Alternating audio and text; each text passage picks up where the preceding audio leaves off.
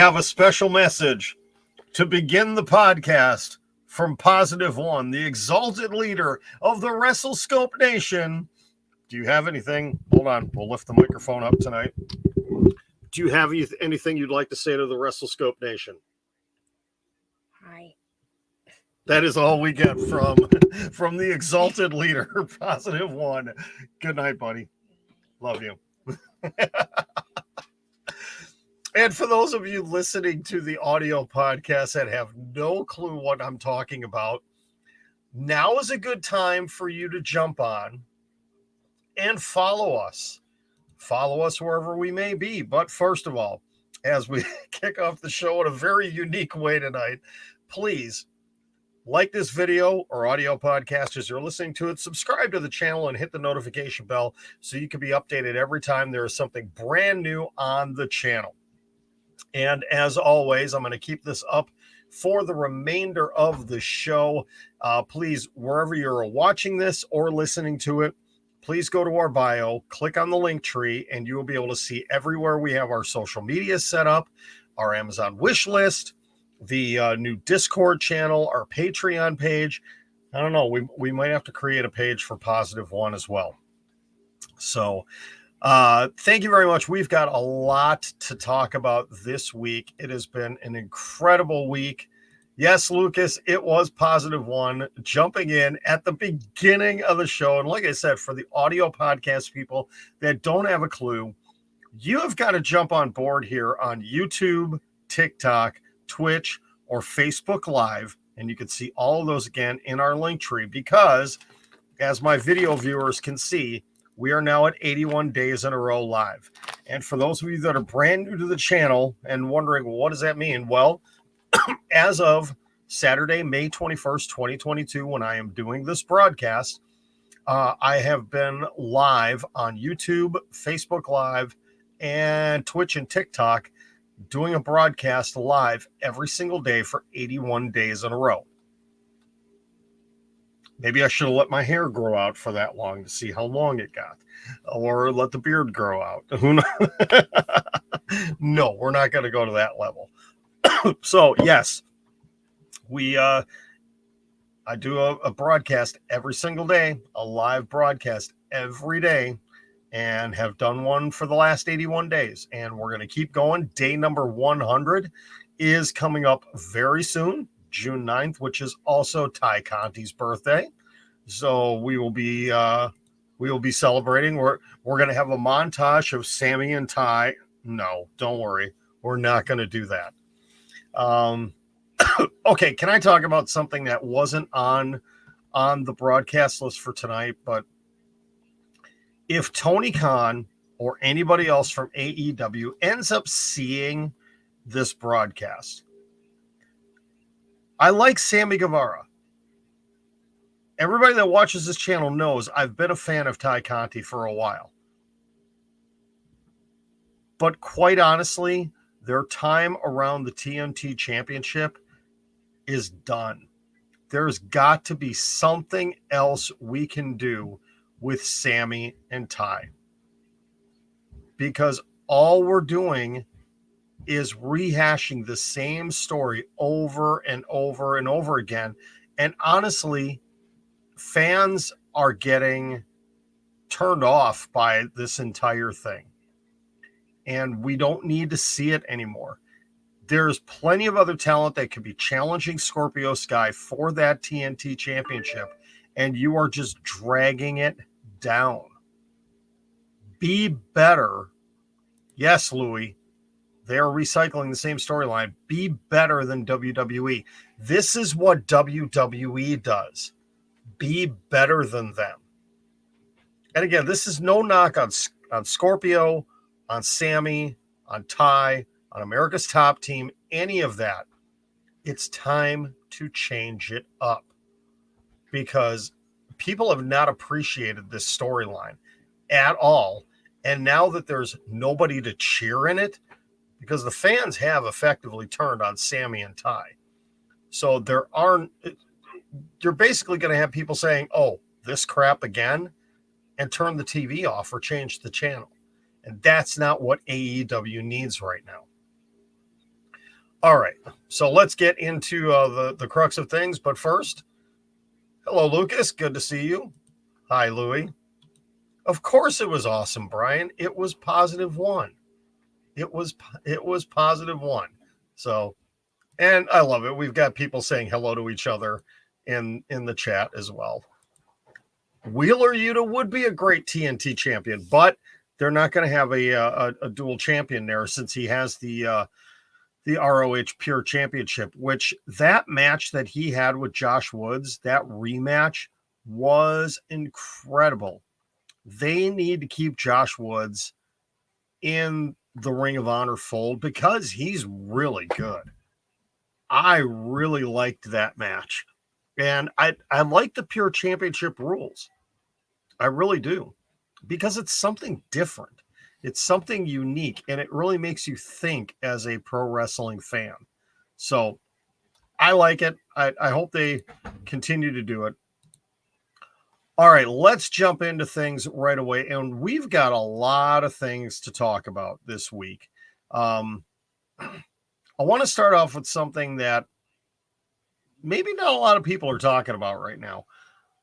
It appears as if the former Eli Drake and then former LA Knight has undergone a name change again. And I have to look up. I don't even remember what his new name was because it was, well, he hasn't changed it on Twitter yet. He has not changed it on Twitter. But the man formerly known as Eli Drake, the man formerly known as LA Knight, which somebody needs to reach out to him and tell him to unpin his pinned tweet selling the LA Knight shirt because he ain't that guy no more. He finally made an appearance on TV last night as Max Dupree. Max Dupree, the CEO of Maximum Male Models. And they're still playing off the Sonya Deville used to be an authority figure, but no longer is.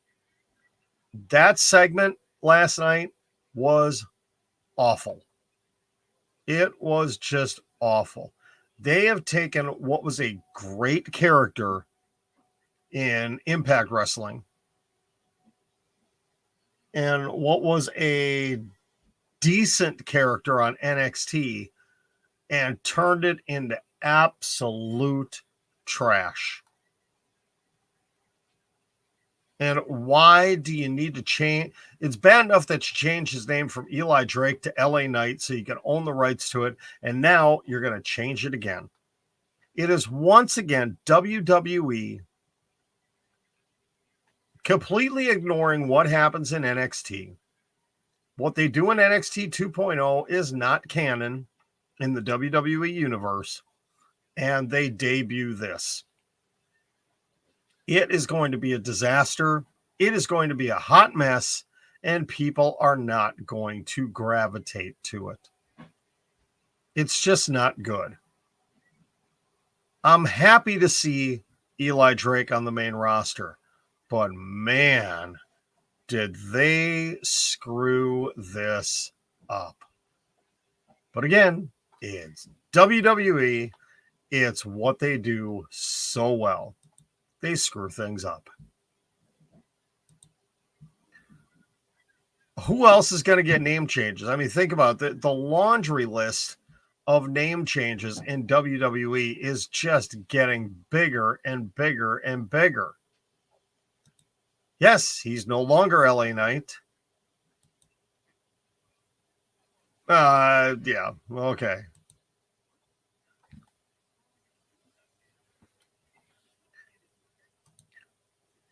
I don't know if NXT is greater than SmackDown. Black and Gold NXT? Yes. Current NXT? No. Absolutely not.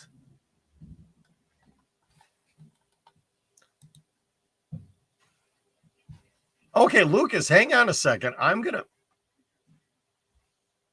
Is that when I didn't think I first went live back then. fan of me on Twitter or fan of me on YouTube, because I don't think I've been doing videos on YouTube for a year yet. Hold on. I can confirm or deny very quickly here when the very first broadcast was on this wonderful channel. It takes me a little time to scroll through because I have done, oh my.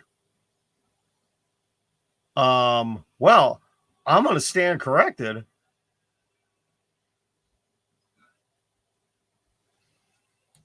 Guess what? Okay, Lucas, you were right. I actually did my very first broadcast on this channel. I didn't realize it's been this long. October 3rd, 2020. That was the very first WrestleScope TV Live, was October 3rd, 2020. Man.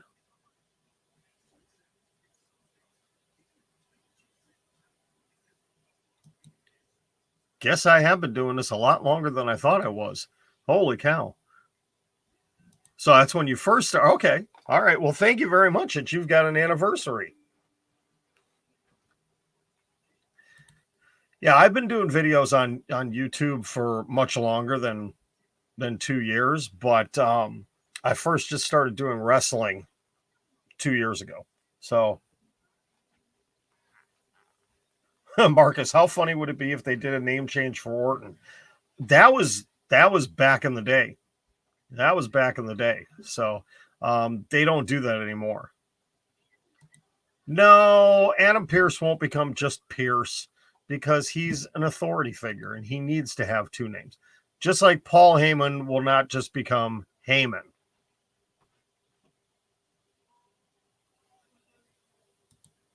Ah, the Mark Henry one. Okay.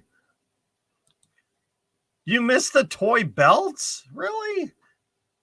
That, I'm still working on the design of this studio. It's just been, there just hasn't been a lot of time to be able to work on things. I did have the WrestleScope backdrop for a while. I did have the 18 plus toy belts back here. So yeah, it has changed quite a bit in 2 years. Maybe we'll have to do a retrospective of some sort and take a look and see what we've done. All right, let's go back to a couple of the bigger news stories of this week. Stephanie McMahon stepped away from the majority of her WWE duties. The news broke on Thursday afternoon as Stephanie McMahon tweeted out herself that effective Friday, May 20th, that she was going to be taking a leave of absence from the majority of her duties in WWE so she could spend time with her family. And it has now been reported that she is still going to maintain a position on the board of directors. It has also come out that she was not pressured or forced out, that this was a decision that she had been thinking about for a few months. And I still believe this has a lot to do with what happened with her husband, Hunter, back last fall with his, we're still all calling it a cardiac event. I don't know why we're calling it a cardiac event, but just the medical scare that they had back in September, October, I'm sure it really put kind of a thought process going through their heads of, just how important life is and everything. And now the report has come out that Triple H is basically back full time within WWE management, though his role has changed. So maybe it has been decided, since they have 3 teenage daughters at home, 11, 13, and 15, that one of them needs to be spending time at home. And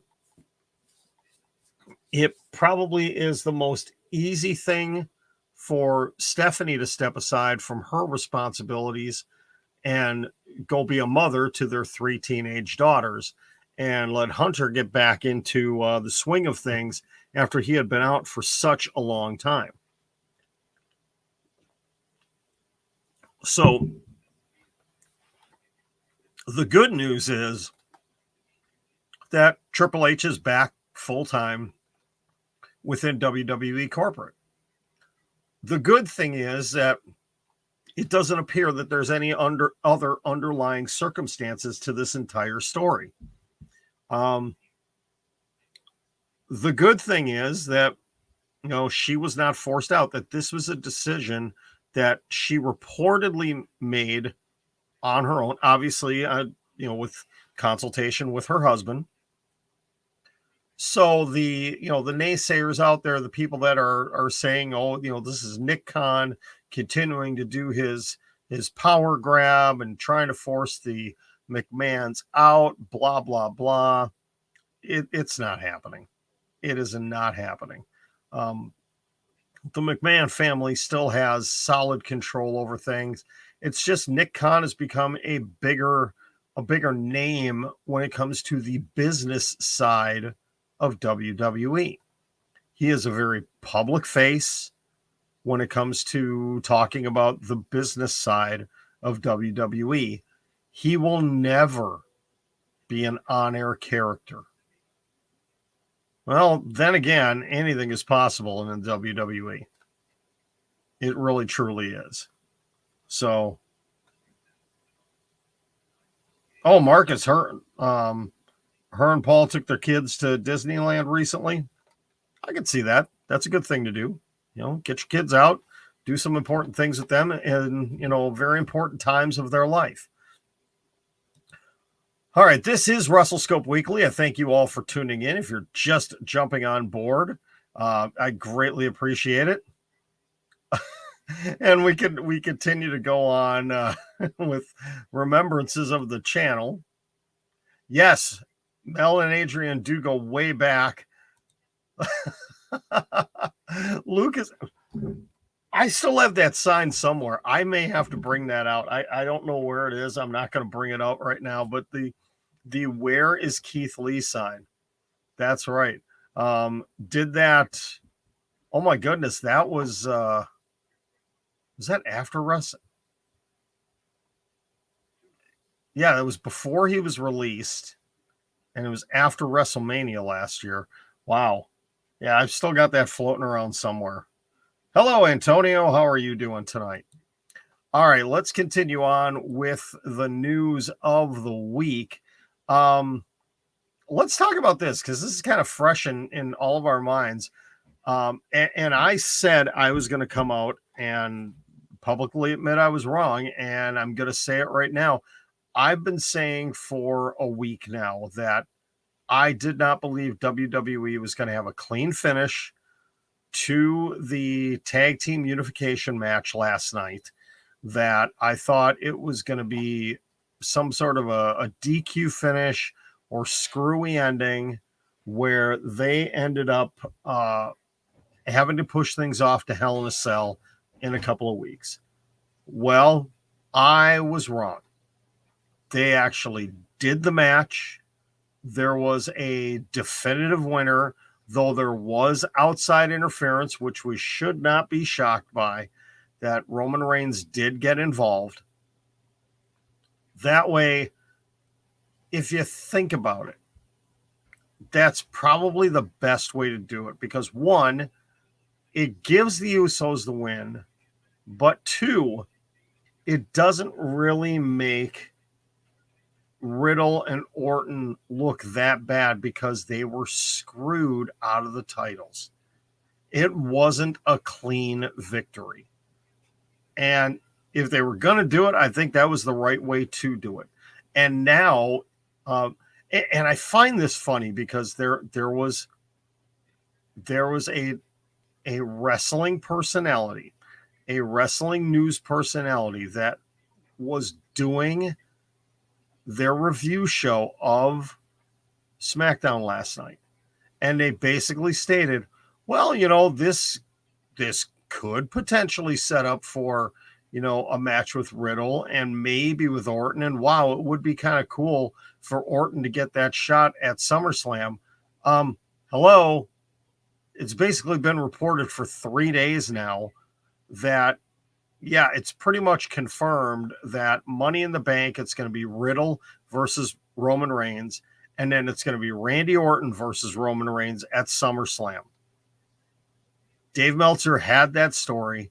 Now, again, you could take everything that Dave Meltzer says with a grain of salt, but it makes sense with the way they've been building everything up. That knee from Riddle to Roman Reigns on Monday Night Raw, now him screwing RK Bro out of the titles, and then the beat down last night. This is going to explain why Roman Reigns will not have a match at Hell in a Cell, because they're probably going to play up an injury angle with RK Bro where they will be out of action until just after Hell in a Cell. Now, that begs the question, if you're not going to have Roman Reigns on the show, you've got to have the Usos on the show. And if you do, who are they going to face? Now, maybe, just maybe, they don't play the injury angle. We get a beat up RK Bro show up on SmackDown next week, and they challenge the Usos to a rematch inside Hell in a Cell, because they're going to think that, well, we're inside Hell in a Cell. Nobody can get in. Roman can't interfere. That won't be the case. Something will happen. So that would not surprise me if that ended up being the second Hell in a Cell match that's announced for that pay-per-view. Considering that we already have Seth Rollins and Cody Rhodes, match number 3. They're not going to do 3 of them. There is absolutely no reason to have women in Hell in a Cell this year, because there hasn't been enough of a build-up for anything. This is the perfect match to put inside Hell in a Cell. You can have it main event the show, or do you have Seth and Cody main event the show? I don't know. I would think you'd have to have the tag team titles, because that means Roman is going to make an appearance of some sort during the show. But we're definitely going to have 2 of those matches. But this begs the question, is it a good thing for us to have unified championships in WWE? We still have the brand split. We still have a mid-card title that is essentially with individual shows. We have women's championships for each show. We have the women's tag team championships that we'll discuss later, but those travel back and forth. Is it good for the main men's world champion to be a unified championship? And is it good for the tag team championship to be unified? And I'm still torn on this right now, because the way they've been doing things has actually been pretty good. And they have been able to focus on, especially on Raw, on some other things. But is it still a good thing? We'll have to see in the coming weeks and coming months, especially in the tag team division. Because right now, there are not a lot of tag teams in WWE. You have, obviously, RK Bro, Street Profits, Alpha Academy, Los Lotharios. I guess you could include the Viking Raiders, the Dirty Dogs, wherever they are. But what else do you have? Are we suddenly going to end up getting Franken teams again? I don't know.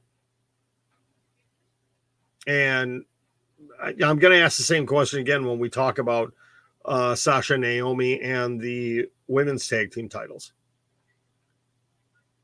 Is there enough tag teams in WWE for one, there to be a quality program for the championship, and then a couple of other storylines spitting of the plates to find yourself a new challenger that is fresh? I guess that's what the problem is there's just not enough fresh storylines in WWE right now. I mean, you can look all across the board. The women's championship, the Raw Women's Championship could be the big exception to that. But SmackDown, well, we don't know what's going on right now. They haven't really teased who the next challenger for Ronda is. The U.S. title, I don't know. I mean, you've got Mustafa Ali and The Miz and in theory all kind of together, and that's about it. The U.S. title, or the Intercontinental title might be the one that has, the most open opportunity, because now it looks like we're going to get Gunther versus Ricochet at some point in time here. And boy, having Gunther as the Intercontinental Champion would be very interesting. Which makes me wonder, would they have Gunther versus Roman Reigns at some point in time? And then you have, imagine Roman Reigns pulls a Seth Rollins, he pulls an Ultimate Warrior where he holds heavyweight gold and a mid-card championship at the same time. Could they possibly do that? I don't know.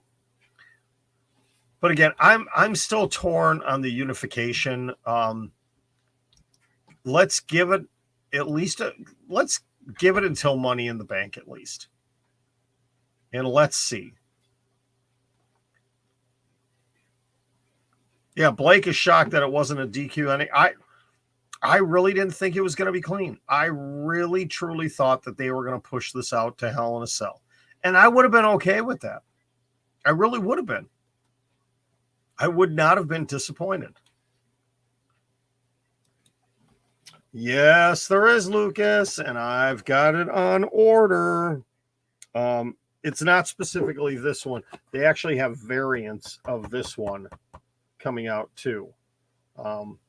Which it's funny that they've got those coming out, and now she's reverted back to kind of a different version of her old character. Yeah, most likely we are going to get Drew versus Roman at WWE Clash at the Castle. So that's what the report had been, is the next three challengers will be Riddle at at Money in the Bank, Orton at SummerSlam, and then Drew McIntyre at Clash at the Castle. But then you have to wonder, who's coming up next?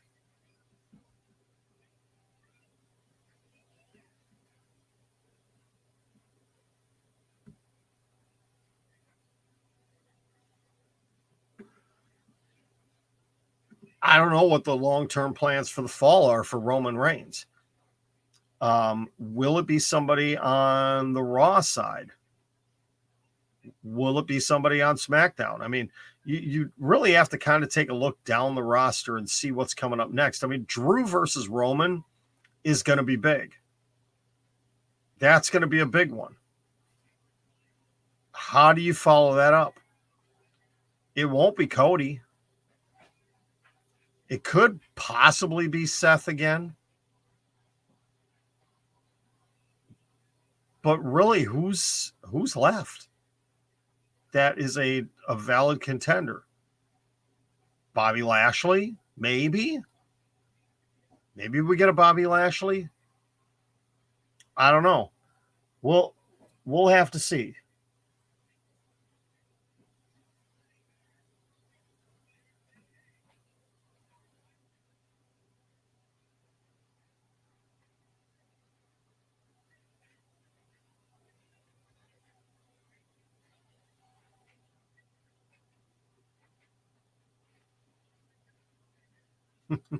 Sorry, still getting distracted by dodgeball. Yeah, the whole Roman Reigns thing too is just. We'll have to see. If they can continue to be good quality, storylines and matches. They've done a great job with the Bloodline. They have. Can they continue on with that streak though, with unified tag team championships? And if it becomes successful, are they going to look at potentially doing that with the women? Now, if they did it with the women, I think that would be a mistake. Because you don't have a mid-card title for the women, and you don't need one right now. And they don't have any clue what they're doing right now with the women's tag team championships. After they had addressed the situation Friday night, which I'm sure they're going to address it again on Monday night. You give it a few weeks, at least a few weeks, and you don't talk about the women's tag team championships, and you do not talk about a tournament. You don't just throw this together. You take the time to figure it out. You wait until after Hell in a Cell, maybe even wait until after Money in the Bank. Wait until after those two pay-per-views. You have a tournament, and you have that tournament end at SummerSlam. You have the tournament finish at SummerSlam, and you crown new women's tag team champions at that pay-per-view. Yes, I know we're talking 2.5 months, but why not? It makes perfect sense. Take a little time off, figure out what you've got in NXT, figure out what you can put together, build up some storylines with tag teams, and do it. Just wait until then and do it. Don't rush it. But knowing WWE, they are going to rush things, and it's not going to be good. Braun Breaker versus Roman Reigns, I don't know. I would speculate that wouldn't be until, good grief, after WrestleMania next year. Because they're not going to bring him in as the reigning NXT champion and then have him get destroyed by the unified heavyweight champion. That is just not going to do anything for his character.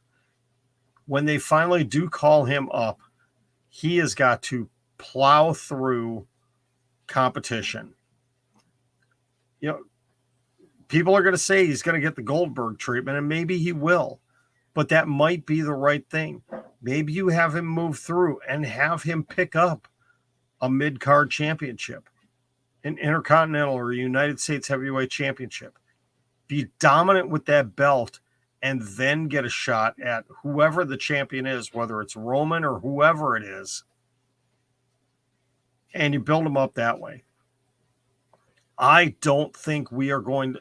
Well, the only way we see that match before the end of this year is I'm going to assume that Roman Reigns is still going to be the unified champion going into Survivor Series.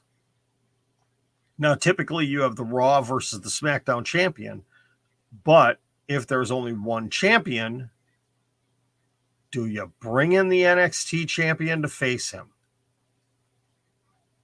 I don't know. You could say the same thing about the tag team belts. What are you going to do about that?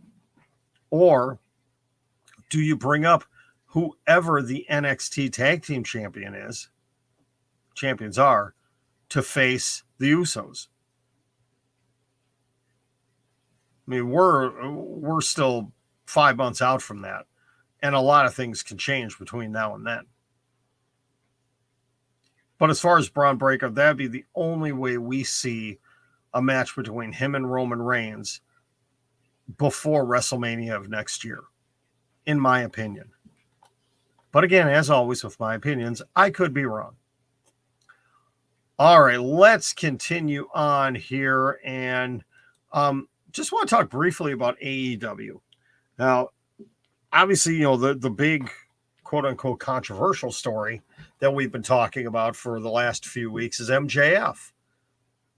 His contract is up in 2024. He's been teasing that, he's not guaranteed to sign. There's heat between MJF and Tony Khan over his contract. He believes he deserves more money, yada, yada, yada.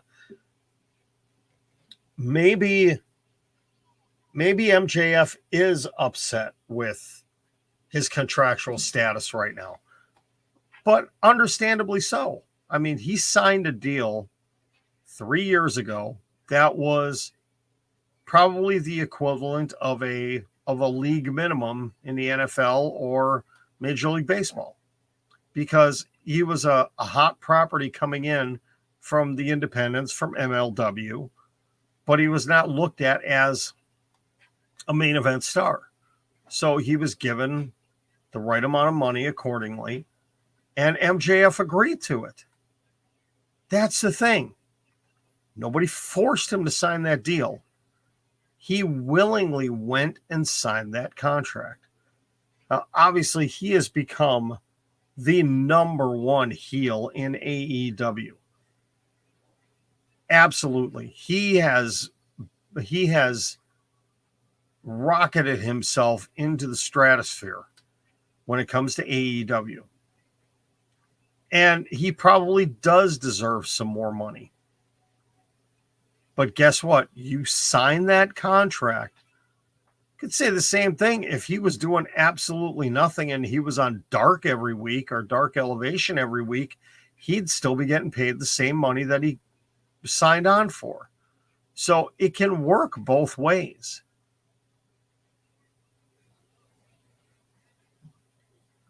Tony Khan is not going to give MJF a pay raise just to give him a pay raise and say, well, you've got 2 years left on your deal. Let me just go ahead and give you some more money for that final 2 years. That's not how contract negotiations work.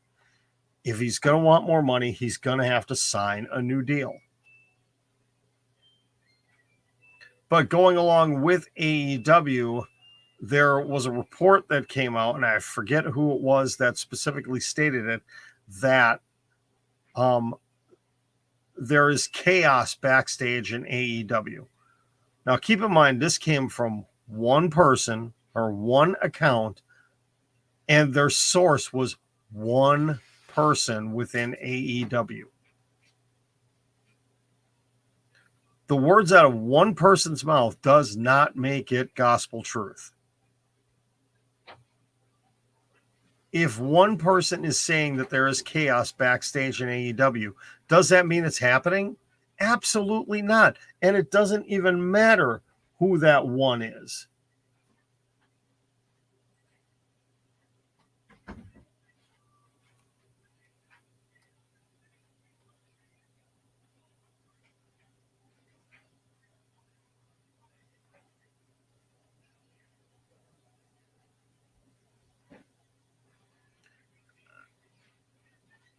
I still believe, and I've talked about this before, I still believe that MJF is working us. He is absolutely working us. He is trying to build clout for himself, which he has done a fantastic job with. He has definitely built himself up as a megastar.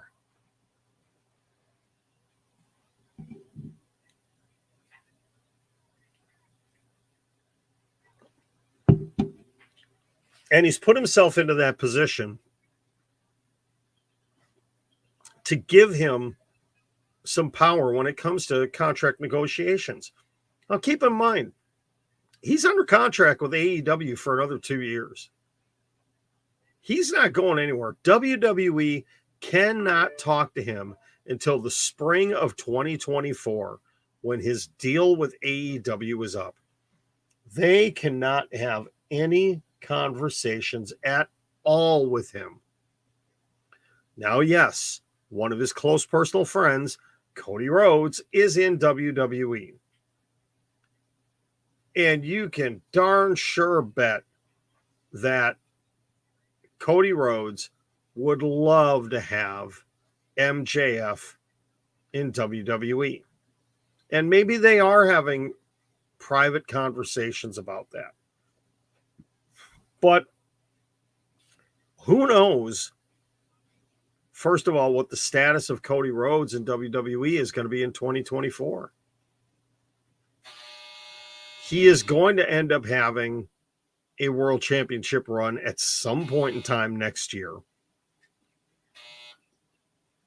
How is that all going to play out? What are they going to do with him after he loses the WWE championship or the Universal title, whichever one he wins? Is his feelings and thoughts about WWE going to change again at that point in time? We don't know. But this story that came out about the Chaos Backstage, that nobody knows what's going on, everything is a mess. I think by now we would have heard more stories of these things. This is one wrestling news source quoting one source within AEW that there are problems. And this is just on the heels of, a number of AEW originals having their contracts expire within the company. And obviously there are some people that were there at the beginning of AEW that are feeling jilted right now because they're no longer with the company. They were there in the early years, they were there in the lean years, they were there at the time that things need to be built up, and even through the pandemic. And now as things are beginning to really grow and flourish, they're not needed anymore. Well, that doesn't just happen in wrestling. That happens in professional sports. That happens in life. You are brought in, you do a job, but maybe somebody else comes along that is better suited for the company, and you are no longer needed. What this report is probably one person that got butthurt by something that happened within AEW, and they are trying to cast a negative light on the 3-year-old company. That's all it is. Are things all sunshine and rainbows and happiness and perfection in AEW? Absolutely not. Never is in any company, no matter what it is, wrestling or non-wrestling. There are going to be issues. But is it as bad as this person is proclaiming? I don't think so. Because like I said, we would have heard about this much sooner from much more reputable news sources, and none of them have been able to corroborate this story. So I do not believe that there's really trouble in AEW. Again, it's not all perfection. I'm sure there are issues going on backstage, but it is not the hot mess disaster that it's being made to sound like. All right, let us continue on here. All right, we have to get into the big story of the week, and I saved it for last. But before I forget, we will be getting into, if we have time, we'll get into an Ask John Anything segment. If you'd like to, if you're watching this live right now, you can either put it into the comments or you can email me at WrestleScopeTV@gmail.com. Or if you're watching this on replay or listening to the audio podcast, you can also email me during the week, and I will address those questions on next week's WrestleScope Weekly. That will be WrestleScopeTV@gmail.com. So we'll do that a little bit later. So the biggest story that we have been talking about, and it continues to develop all week long, came out of Monday Night Raw. And it literally broke during Raw. Sasha Banks Naomi walk out on WWE, walk out after Raw began. And this story continues on all week long. So here's how it broke down. There was a 6-pack challenge that was scheduled for Monday Night Raw to be the main event. And it was promoted ahead of time. It was Sasha, Naomi, Asuka, Becky, Doudrop, and Nikki ASH in a 6-pack challenge, with the winner to go on to face Bianca Belair. Well, reportedly, Sasha and Naomi were not happy about the creative for the match, how things were laid out, and the report came out later that Naomi was scheduled to actually win that match. But it would not be Naomi pinning Sasha. And then the report also came out that Sasha Banks was going to end up facing Ronda Rousey at Hell in a Cell and would lose to her as well, with Naomi losing to Bianca. That was the plan. Well, there was something that went on in a meeting with Vince McMahon where Sasha and Naomi showed up. They were not happy with the creative plans. They have not been happy with how things have been going with their WWE Women's Tag Team Championship reign, which again, those belts have never been really properly used. There's always been issues with the development of those titles. So Sasha and Naomi reportedly went into the office of Vince McMahon, expressed their concerns about things, wanted to see some creative changes. It did not happen. Neither party was satisfied with what was taken care of. And they essentially went into John Laurinaitis' office, who's the head of talent relations, with their suitcases. And this is as Raw is going on the air. They set down their tag team championship belts on the desk and they walked out. WWE was left in a bind because they had just announced at the beginning of Raw the 6-pack challenge. And as this is happening, Vince McMahon gets word in the gorilla position what happened, and they had to scramble as the show was on the air to make changes.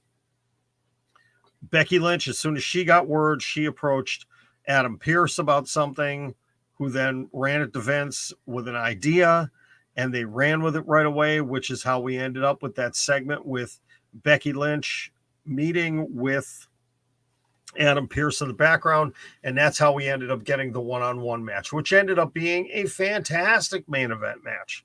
It was a great main event match. But you have to question again, why did it not become just a fatal 4-way?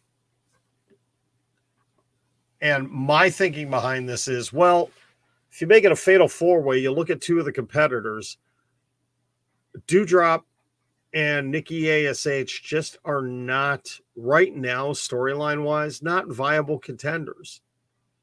So you're immediately brushing them off, and it's going to come down to Asuka and Becky. So I think that is why they ultimately ended up making the decision to just go with Asuka and Becky.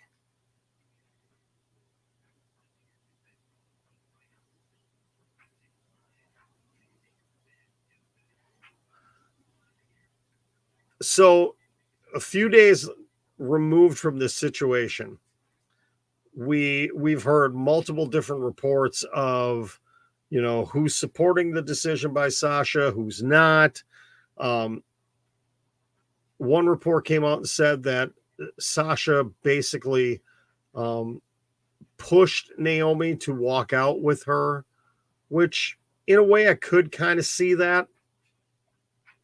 They have been good friends for a long time in real life. And Sasha needed an ally. And it was probably easy for Sasha to say, hey, listen, Naomi, nothing's going to happen to you. You're married to Jimmy Uso. Jimmy Uso's cousin is Roman Reigns. He's the top guy in the company. You are safe. Please help me with this. That's probably what it ended up being.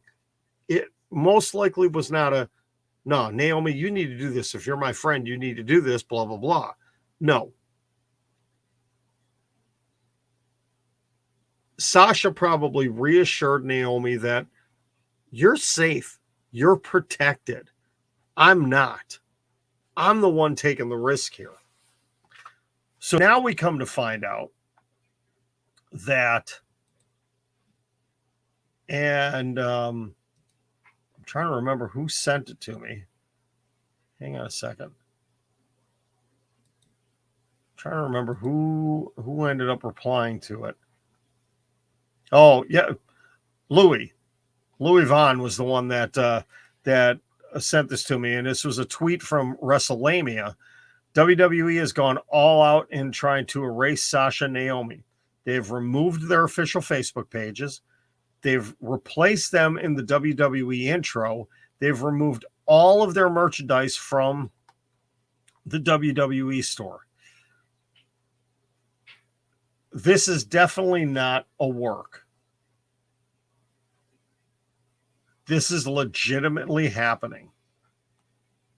It has been confirmed by multiple sources that this is legit. But now we're getting into a situation where, they announced on SmackDown last night that Sasha and Naomi have been indefinitely suspended by the WWE, which makes sense, for walking out in the way they did when they were essentially contractually obligated to be on the show, and they opted not to.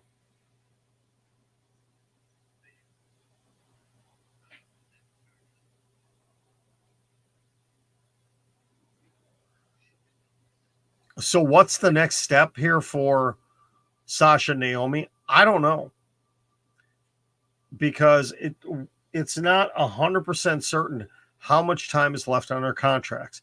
I saw multiple reports in the last couple of days stating that Sasha and Naomi both only have a few months left on their deals, and that they were both in negotiations with the company.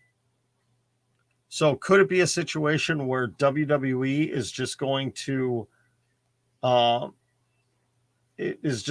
up suspending them and having them sit out the remainder of their contracts? Are they going to freeze the contracts? They've been known to do this when it comes to injuries before, where they will freeze your contract from the time that you leave, and then all of a sudden it's, you come back and, hey, you were off TV for 6 months. Guess what? We're adding 6 months onto your contract. We've seen this story before. I do not believe that WWE is going to outright release either of these two women. In Sasha's case, that would mean the 90-day non-compete, the clock on that immediately starts. And WWE does not want her going to AEW. Because if she signed over there, Tony Khan would most likely let her have free reign on the microphone. She'd end up on Chris Jericho's podcast and would basically break bad on everything. And WWE doesn't want that. Naomi, she's not going to go anywhere either, because I'm going to say this, if they have not gotten rid of the Uso brothers already, after all of the legal troubles there have been, DUIs, and primarily Jimmy, DUIs and so many other things going on, He is being protected literally by his family. When your cousin is the number one guy in the company, you have certain protections. And Naomi is married to Jimmy, as we've stated before, and it's public knowledge. We all know that. She's not going anywhere. They will keep her off TV for a little while, and then all of a sudden she will come back, and hopefully she will come back as a part of the bloodline. They will figure out a way to work that out, and she will be a part of the bloodline where she belongs. But, she's got to get rid of the glow gimmick. They need her to come back as a badass female heel. That could be a contender, a serious contender for Ronda Rousey. Have her change up her appearance. Have her change up the way she wrestles. Do a whole bunch of different things. Now, do I believe that both of them could come back? Yeah, it's a possibility. But if this is really true with Sasha Banks, I really think her time in WWE is done. Because they literally are trying to bury her. Eric brings up a very, very good question here. Did the Usos win because they were afraid of them walking out too? No, I think this was the plan all along. Vince McMahon is not going to placate to a husband that is going to happen. Or, to placate to a husband because of his wife. No. The Usos would not walk out. Because that would kill their number one storyline in the company. If you have 2/3 of the bloodline walk away. It makes no sense. So no, Eric, I don't think that's the case. I really don't think that's the case. So Repentant Heart Daily asked the question on TikTok. Do you think Sasha is going to AEW? At this point, no. Because again, everybody's got to remember, Sasha Banks is under contract with WWE. The only way she can leave legally is if WWE grants her release. And like I said, at that point in time, the 90-day no compete kicks in, which would put us right now 2 weeks before All Out.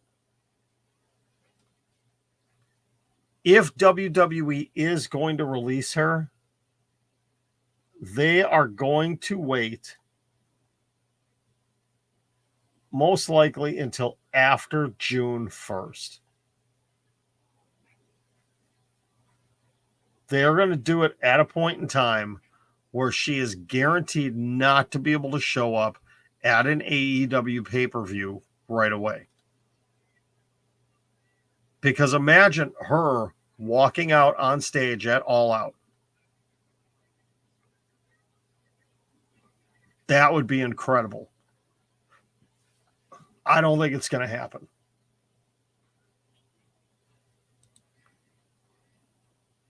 Yeah, they wouldn't walk out because they have respect. And again, considering that everything that Jimmy has been through, all the legal troubles that Jimmy has faced, and WWE has stood by him. They've stood by his brother too. They could have easily given up on those guys, and they didn't. So, yeah. Usos aren't going to walk out. There's still more to come with this story because we have not officially heard from Sasha Banks or Naomi. I don't know when or if we will. I'd be curious to hear from either one of them. I think Sasha most likely would be the first one we'd hear from.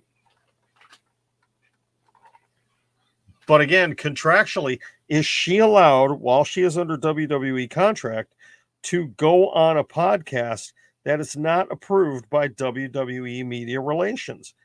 I don't think she can. And if she went against her contract, if she went against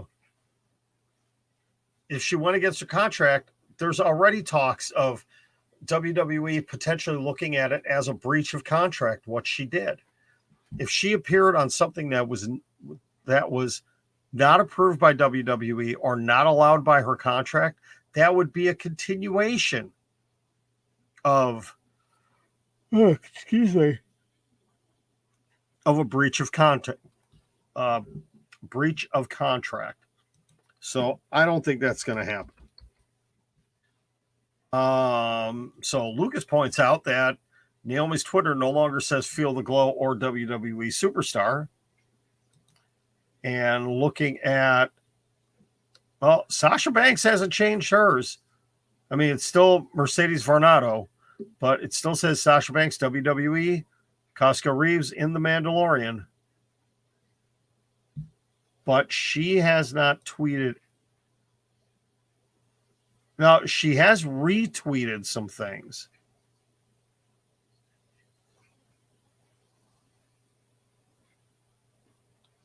Oh, wait, no, she hasn't. I'm sorry. No, she has not. The last thing she tweeted, actual tweet, was a picture of her and Naomi. Come see the champs tonight in Florence, South Carolina. That was last week, Saturday. She retweeted a couple of things. One from Wiz Khalifa last Saturday, one from John Cena last Sunday. And that is it. There has not been anything else from her on her Twitter.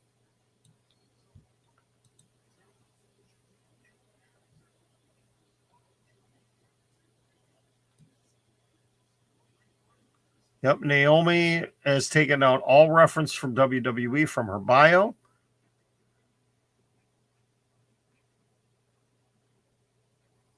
The last thing she tweeted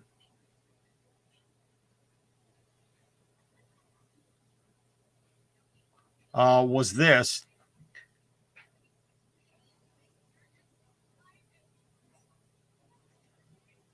I'm sorry, I'm just reading through it. Live your dreams. It's not as hard as it may seem. You got to work to get the cream. On your hopes, you must lean. For your fears, you have to win yourself. It's all or nothing. Give your everything. Now, I don't know. Okay, this was tweeted the morning of May 16th. So last Monday morning. So this is before everything happened at Raw last week, Monday. So that was the last thing she tweeted. So they have gone. Now, I don't follow them on Instagram or anything else, but at least on Twitter, they have gone social media silent, which kind of makes sense. With everything that's going on, you don't know what the future holds. Stay quiet. Michael, that's a good point. You thought she was an independent contractor to do what they want. Well, they signed contracts with WWE. They are contracted talent, but they do not get the same benefits as an employee. It's really an interesting situation that many people have talked about for years of how can they be independent contractors but be held to these 90-day no-competes. It's all about the language of contracts and so many different things. As we're talking about the bloodline, Blake, great question. Do I think Solo Sikoa is going to join the bloodline in the future? I would think so. I would think, now, there is a possibility that he could end up eventually being the NXT champion. I could see Solo Sikoa being the NXT champion after Braun Breaker moves on. And I think he would do a great job with it. I'm not sure if they would call him up earlier, but maybe they will. Oh, back to remember when we were talking about the title unification, how, if Roman and the Usos still hang on to their unified titles going into Survivor Series, what are they going to do? What about having the Bloodline and a fourth member take on the Judgment Day? Wouldn't that be interesting? You get Roman Edge, you get Damian and Solo Sikoa, and maybe you get a tag team. If the Judgment Day develops a tag team, there you go. You could have Judgment Day versus the Bloodline at Survivor Series.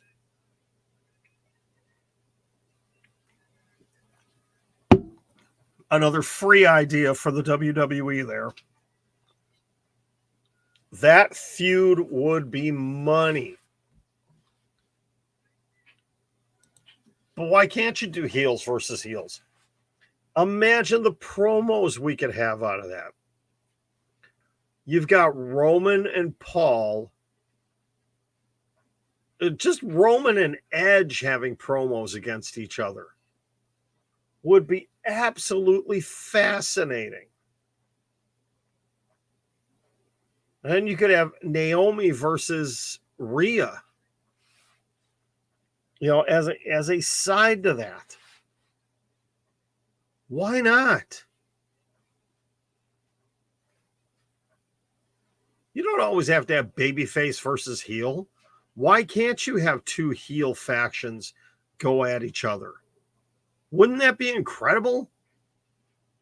It's not like it hasn't been done before. I think that would be amazing. But am I fantasy booking? Maybe I am. But we've still got a lot more to come with this storyline.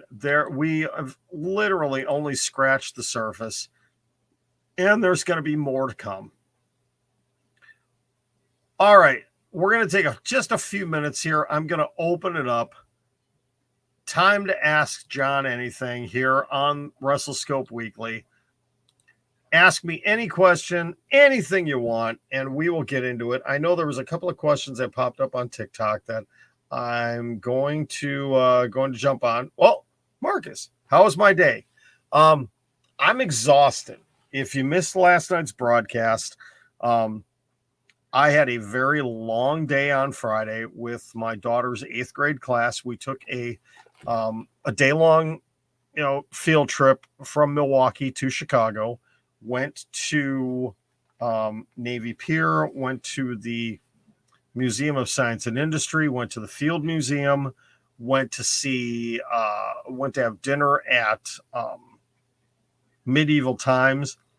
We left at 6:45 a.m., didn't get back until 11:15 p.m.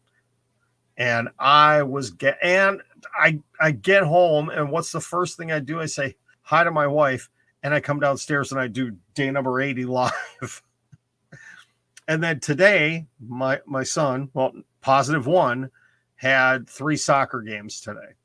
So we were off doing that. So I am wiped. That's why I'm having kind of these blank stare moments and why I'm yawning, and I apologize. I am exhausted. But it was a good day. It's been a good couple of days. I had a lot of fun. Let's see. Gangrel to manage Judgment Day? No, they don't need a manager. They've got Edge. They do not need a manager.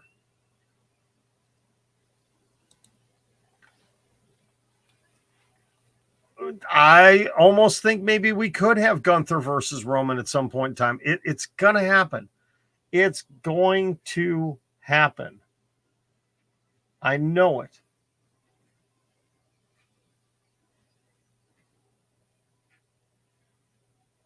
When is it going to happen? I don't know, but it will happen at some point in time.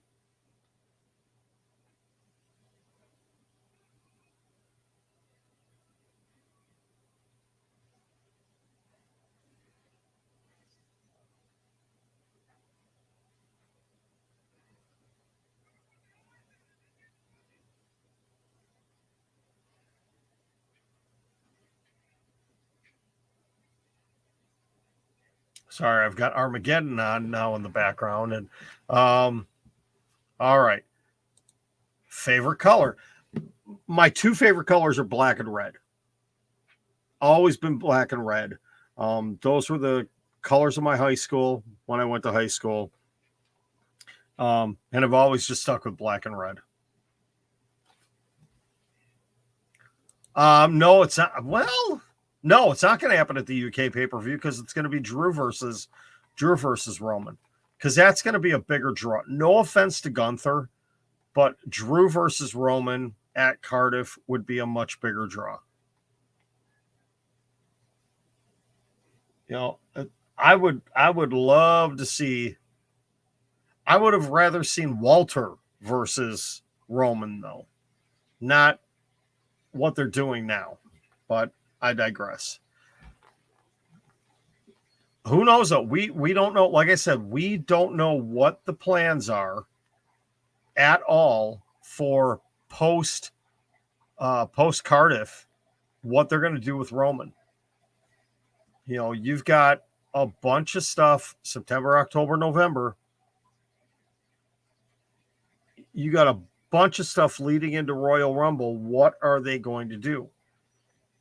Are they going to continue on with, well, obviously after Hell in a Cell, he's going to be on the next 3 pay-per-views. Are they going to give him September off?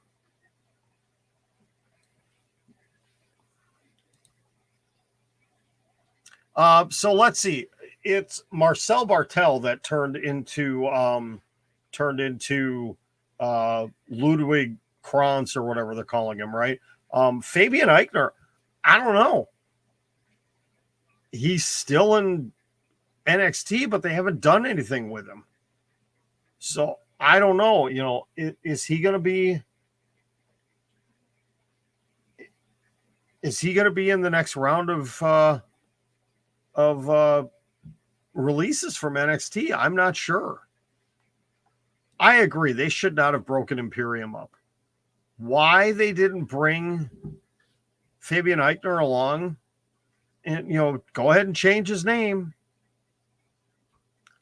Absolutely. They completely dropped the ball. We could have had Imperium versus the Bloodline.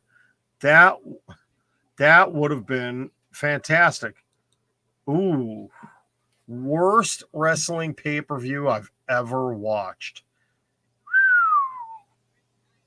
Wow. That's a tough one. I have to think back to when Noah and I were watching through all of the WrestleManias. We watched, we watched 1 through 36 because we had watched 37 live.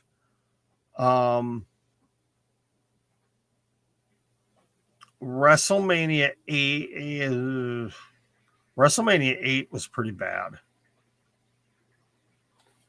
Crown Jewel 2018, December to Dismember was really bad. That was really bad. Boy, I don't know. That's a question for another time. I can't answer that one off the top of my head. I'd have to really kind of go through and figure it out. You know, maybe look at some other people's lists and see if I can remember those pay-per-views and agree to disagree. WrestleMania 24 was your worst? 24 is where we had Flair versus HBK. Ooh, yeah. Great Balls of Fire was a pretty bad pay-per-view, and it wasn't just because of the name. Yeah, whoever thought that was a good idea for a pay-per-view name was an idiot. But then again, it's WWE. They've got a lot of idiots. We are WWE. We are idiots. Oh, my goodness. All right, guys. I think I am going to get out of here now. Thank you very much. Again, for next week's show, if you're watching this on replay or if you're listening to the audio podcast, if you'd like to get a question into the Ask John Anything segment, you can email me at WrestleScopeTV@gmail.com. WrestleScopeTV@gmail.com. And I promise you I will get to your question. Yeah, the Punjabi prison match was pretty bad too. Really, any pay-per-view that had the Great Khali featured on it was pretty bad. Right? Right? Am I not right about that? I think I am. Well, this has been WrestleScope Weekly for May 21st, 2022. Thank you very much for tuning in. As always, with any of these stories we've talked about, especially the Stephanie McMahon and the Sasha Banks and Naomi stories, stay tuned to WrestleScope TV. I will keep you updated on anything that I hear concerning the situations coming from news sources that I follow or whatnot. So make sure you are following me on all of my social media, especially Twitter. Twitter is where I'm the most active with news. If you want to follow me, actually, let me put the other banner up here real quick.